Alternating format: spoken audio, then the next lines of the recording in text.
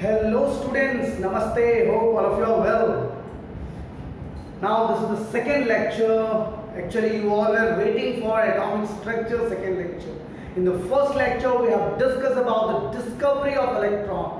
सब लोगों ने कैथोड रेज के डिस्कवरी, उसके प्रॉपर्टीज के बारे में बहुत ही अच्छे से पढ़ा और मुझे विश्वास है कि आप लोगों को डिस्कवरी ऑफ कैथोड रेज का कंसेप्ट समझ में आया होगा।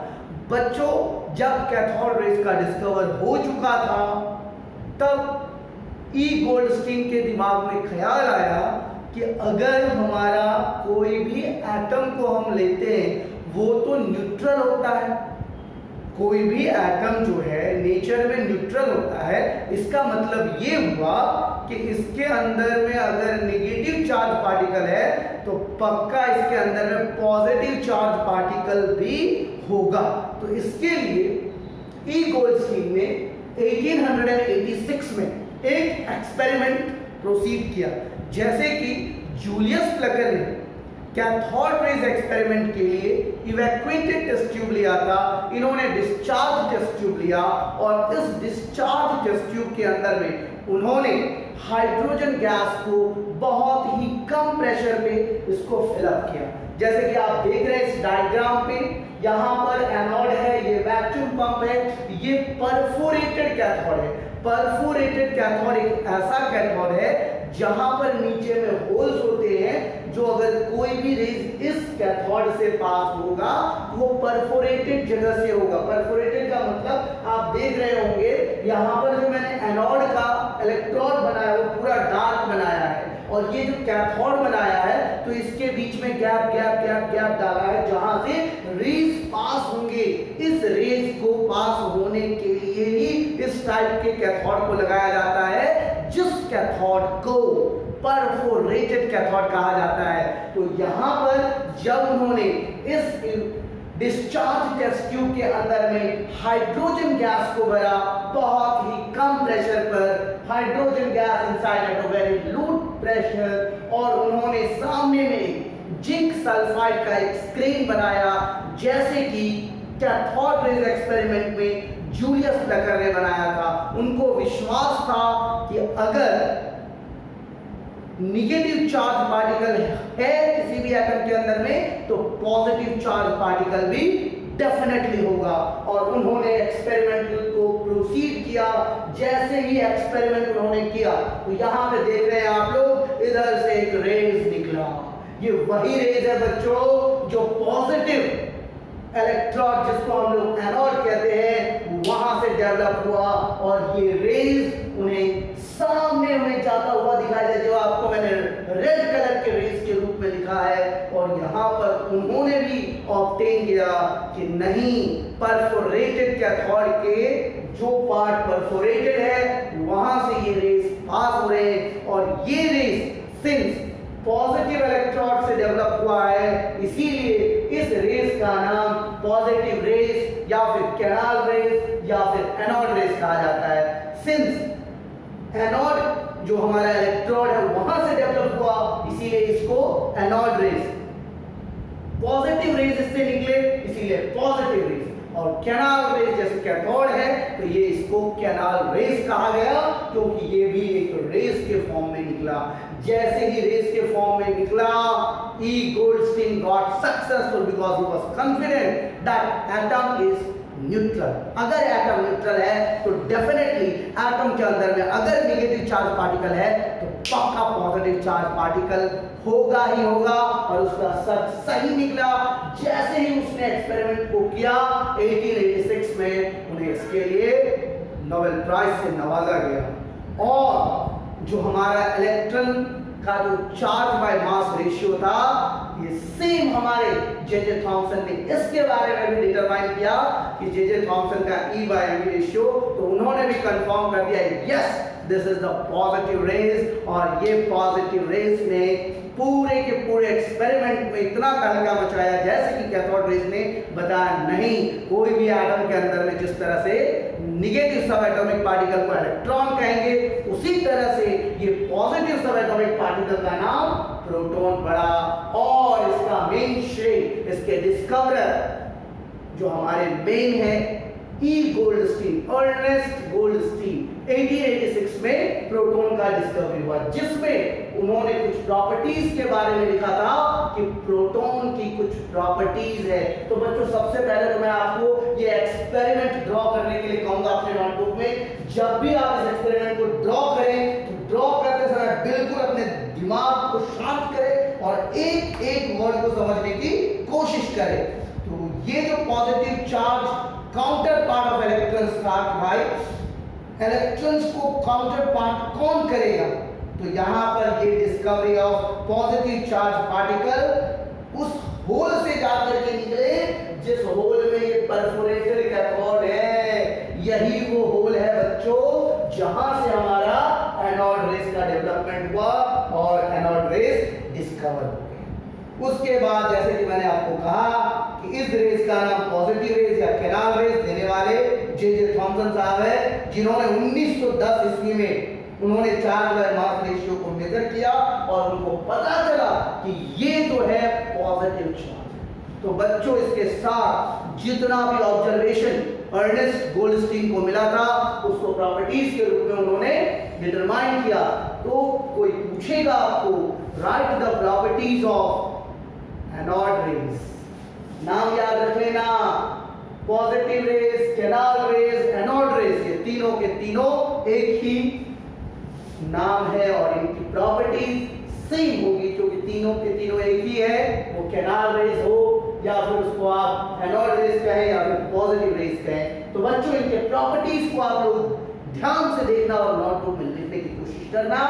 पहला प्रॉपर्टी है दे आर पॉजिटिवली चार्ज। हम सब जानते हैं कि सिंस ये एनोड रेस से डेवलप हुआ है, पॉजिटिव इलेक्ट्रॉन से डेवलप हुआ है, तो निश्चित रूप से ये पॉजिटिव चार्ज भी कंटेन करेंगे। दूसरा प्रॉपर्टीज की अगर हम बात करें, the positive charge is either equal to or whole number multiple of the charge on an electron.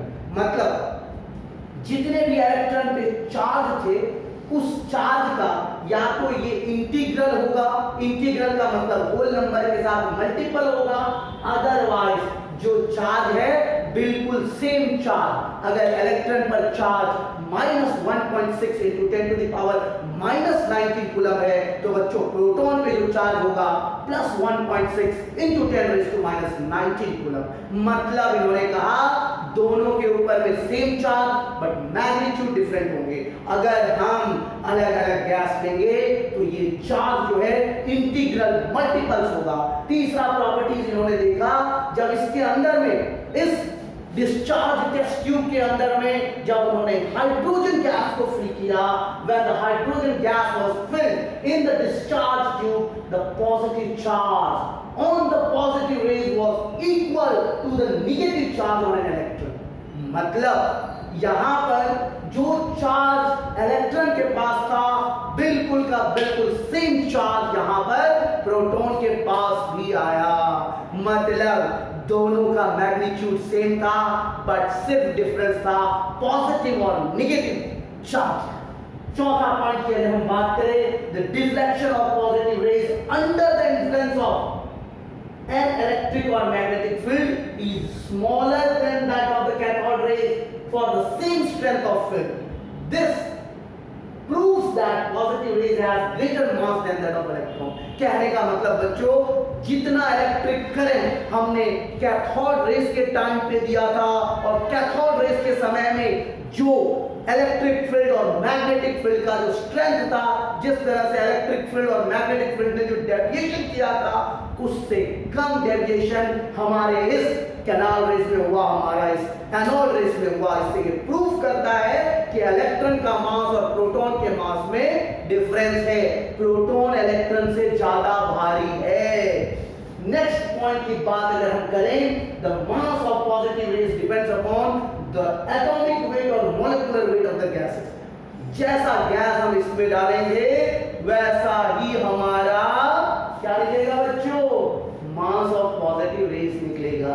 अगर हम हाइड्रोजन गैस डालेंगे तो हाइड्रोजन का एटॉमिक वेट, मास, एटॉमिक मास जो होगा उस हिसाब से पॉजिटिव रेज के वैल्यूज होंगे। अगर हम दूसरे गैसेस डालेंगे तो दूसरे रेज की तरह होंगे। इसीलिए बच्चों हमेशा याद रखना, ये जो है हमारे कैरेक्टरिस्टिक्स के ठीक अपोजिट, वो निगेटिव तो ये पॉजिटिव। इसी तरह से the mass of positive raise on the, it depends upon the atomic weight or molecular weight of the gases in the discharge test tube। इसका जो इलेक्ट्रॉन का चार्ज बाय मास रेशियो है ये सबका अलग अलग होगा, क्योंकि अगर हम अलग गैसेस डालेंगे तो उनके अंदर नंबर ऑफ प्रोटॉन्स अलग होंगे, तो इसीलिए यहाँ पर जो चार्ज बाय मास रेशियो है वो वेरी करेगा। जबकि कैथोड रेज एक्सपेरिमेंट में E/me रेशियो जो था वो कांस्टेंट था। बच्चों ये 6 प्रॉपर्टी जो कि बहुत ही इंपॉर्टेंट प्रॉपर्टी है, ये प्रूफ कर दिया कि proton is the lightest rays और it has been identified from the different element was one of the mass very slightly than that of hydrogen। Hydrogen के मास को और प्रोटॉन के मास को दोनों को कंपेयर किया गया तो 0.003 की बच्चे डिफरेंस समझ सकते हो, 0.003 जो है डिफरेंस था। तो इसीलिए हम पॉजिटिव रेज को हाइड्रोजन रेज नहीं कह सकते, पॉजिटिव पार्टिकल को हम लोग प्रोटॉन कहेंगे लेकिन हाइड्रोजन नहीं कहेंगे। बच्चों the lightest positively charge particle, इससे पता चला सबसे हल्का जो चार्ज है वो प्रोटॉन का है। बच्चों इससे ये पूरे प्रॉपर्टीज जब गोल्डस्टीन को ऑब्जर्व किया कि नहीं ये जो डिस्कवरी है ये डिस्कवरी सचमुच में जैसे मैंने एज्यूम किया था, जैसा मेरा एजम्पशन था उस तरीके से यहाँ पर डिस्कवरी ऑफ प्रोटॉन कंप्लीट हुआ। तो ये सबसे बड़ा, क्योंकि कभी भी किसी भी कंसेप्ट को समझने के लिए आप पहले उसके नेचर को समझिए। एटम न्यूट्रल था नेचर में, और अगर एटम के अंदर में निगेटिव चार्ज था तो अर्नेस्ट गोल्डस्टीन ने तुरंत दिमाग में कैचअप किया कि इसके अंदर में कुछ ना कुछ पॉजिटिव चार्ज पार्टिकल भी होगा। तो बच्चों आप लोग अपने नोटबुक में इसको नोट डाउन कर सकते हैं, अदरवाइज आप एक स्क्रीनशॉट लेकर के इसको बाद में अपने नोटबुक में ध्यान से लिख सकते हैं। अगर आपको नहीं समझ में आता है तो वीडियो को फिर से बैक जाइए, रिवाइंड कीजिए, स्लो करके पॉज करके देखिए, लेकिन कंसेप्ट को समझने की कोशिश कीजिए और ये सारा डायग्राम और सारे प्रॉपर्टीज अपने नोटबुक में लिखिए। आपको मैं देता हूं 3 सेकंड का समय, या तो पॉज कीजिए अदरवाइज एक स्क्रीनशॉट ले लीजिए और अपने नोटबुक में इन सारे नोट्स को जरूर लिखिए। बच्चों आप लोगों ने स्क्रीनशॉट ले लिया होगा। अब हम लोग बात करेंगे डिस्कवरी ऑफ न्यूट्रॉन। आपके दिमाग में ख्याल आएगा कि डिस्कवरी ऑफ न्यूट्रॉन क्यों हुआ भाई? एटम जब इलेक्ट्रिकली न्यूट्रल है तो फिर अब न्यूट्रॉन की बात कहां से आई? Electron negative charge particle, proton positive charge particle, दोनों तो हो गया न्यूट्रल। लेकिन 1920 में जब इलेक्ट्रॉन और प्रोटॉन का डिस्कवरी हो चुका था, उस समय रदरफोर्ड ने कहा था अगर मान लीजिए इलेक्ट्रिकली न्यूट्रल है तब तो एग्जिस्टेंस ही नहीं होगा ना, कुछ ना कुछ तो मास है एटम के अंदर में। अगर एटम के अंदर में मास है तो कोई ऐसा चीज है इसके अंदर में जिसके वजह से मास है। अगर इलेक्ट्रॉन और प्रोटॉन दोनों का चार्ज अलग अलग लेकिन जो वैल्यू है अगर सेम होगा, एक नेगेटिव चार्ज दूसरा पॉजिटिव चार्ज, तो atom is electrically neutral and if it is electrically neutral so it should not exist, means something is there inside the atom. तो यहाँ पे लिखा हुआ है after the discovery of electron and proton in 1920 Rutherford had predicted that there is the existence of neutral particle, because of that particle atom has weights. तो यहाँ पर ये फंडामेंटल पार्टिकल की शोध में, मतलब इसकी खोज में हमारे जेम्स चैडविक साहब, जे चैडविक जो यहाँ पे लिखा हुआ है 1932 में इन्होंने प्रूफ किया। इन्होंने कैसे प्रूफ किया? इन्होंने बम्बार्डमेंट किया बेरिलियम एटम पर अल्फा चार्ज पार्टिकल का।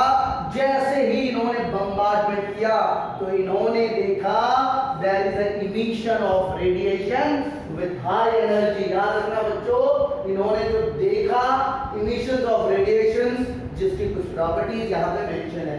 पहला property, the radiation has highly penetrating, ये बहुत ही हाईली पेनिट्रेटिंग था। लेकिन जब इस रेडिएशन मैग्नेटिक फील्ड और इलेक्ट्रिक फील्ड की तरफ ले गया तो इसमें कोई डिफ्लेक्शन नहीं हुआ, जिससे पता चला ये जो सब एटॉमिक पार्टिकल है ये न्यूट्रल चार्ज है। इसके ऊपर में ना तो नेगेटिव चार्ज है और ना ही पॉजिटिव चार्ज है, मतलब ये न्यूट्रल चार्ज पार्टिकल है। जब इसको रेडिएशंस को जब इलेक्ट्रिकल और मैग्नेटिक फील्ड के बीच में ले गया कोई रिफ्लेक्शन नहीं हुआ और ये प्रूफ हो गया कि ये न्यूट्रल चार्ज पार्टिकल। उसके बाद जब इसके मास के बारे में पता लगाया गया तो जितना हमारा प्रोटॉन का मास था लगभग उसी मास के इक्वल में इसको डिनोट किया गया।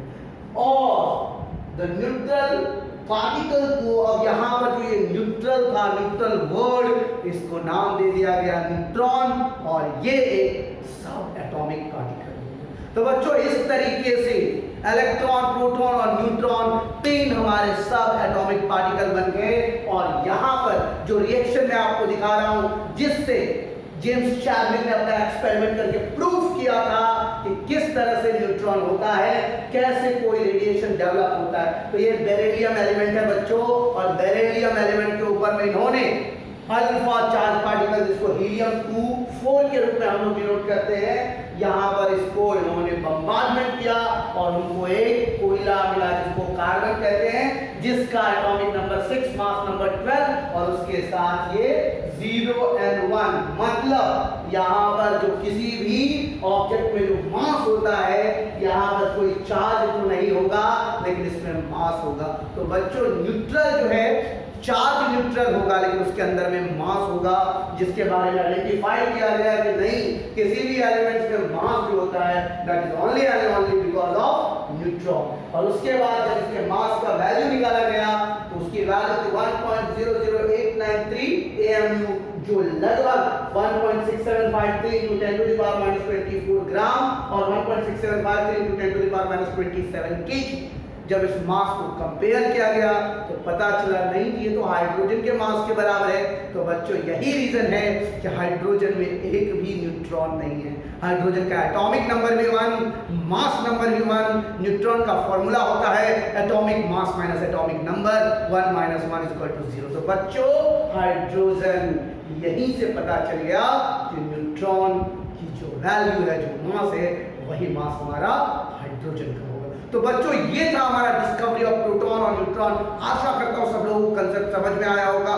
जितने बच्चों को कंसेप्ट समझ में आया वो लोग लाइक करें, सब्सक्राइब करें, और जितने बच्चों को नहीं समझ में आया तो वो इस वीडियो के नीचे में कमेंट जरूर करें कि सर मुझे ये टॉपिक समझ में नहीं आया, ताकि जब मैं नेक्स्ट वीडियो बनाऊं जो स्पेशली एटॉमिक मॉडल्स के ऊपर बेस्ड होगा, जे थॉमसन एटॉमिक मॉडल और रुदरफोर्ड एटॉमिक मॉडल, तो उस वीडियो में आपके डाउट्स को मैं रख सकूं। इसीलिए अगर किसी भी बच्चे को कंसेप्ट समझ में नहीं आया है तो वो बच्चा अपने डाउट को इस वीडियो के नीचे में जरूर कमेंट करे। आज के लिए बस इतना ही। सब लोगों को अच्छा जरूर लगा होगा। लाइक और सब्सक्राइब करना ना भूलें। अपने दोस्तों के साथ भी इस वीडियो को शेयर करें ताकि इस पैंडेमिक सिचुएशन में वो भी एजुकेशन का बेनिफिट उठा सके। That's all. Thank you very much for watching. Have a great day.